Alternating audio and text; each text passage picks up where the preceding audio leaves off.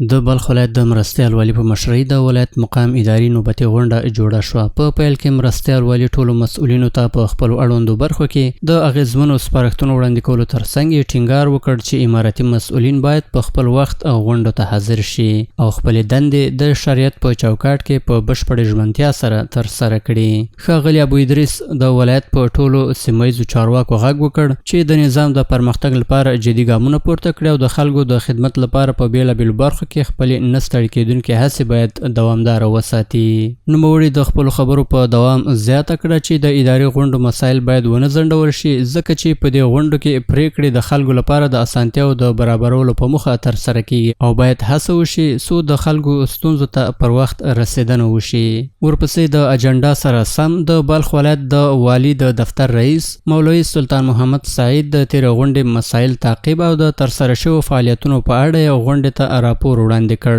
د غونډې په لومړۍ برخه کې روانې بیلابېلې مسئلې وڅېړل شوې. په ورته وخت کې د بلخ ولایت د ملکي خدمتونو او اصلاحاتو مسؤل د بلخ ولسوالۍ د مولانا جلال الدین محمد بلخي ښارګوټي د اوسیدونکو د نارضایتۍ په تړاو راپور وړاندې کړ چې ځمکې د مولانا د پلار له خانقاه سره یوځای شوې وي او په بدل کې په یاد ښارګوټي کې ځمکه ورته ورکړل شوې وه. نوموړي وویل چې اوس مهال یاده ستونزه حل شوې ده. د بلخ ولایت د کرنې اوبو لګولو او مالدارۍ رئیس هم د خپل راپور وړاندې کولو په ترڅ کې وویل چې د شولګرې ولسوالۍ د مسلکي او تخنیکي زده کړو عالي لیسې لپاره د دې ولسوالۍ په زاړه کلي کې 684,940 مربع متره ځمکه ځانګړې شوې ده. همدارنګه په چمتال ولسوالۍ کې د تخنیکي زده کړو د لیسې لپاره هم 10 جریبه ځمکه تثبیت شوې ده او دغه راز په بلخ ولسوالۍ کې هم د تخنیکي زده کړو د لیسې لپاره 8,571 متره مربع ځمکه تثبیت شوې ده.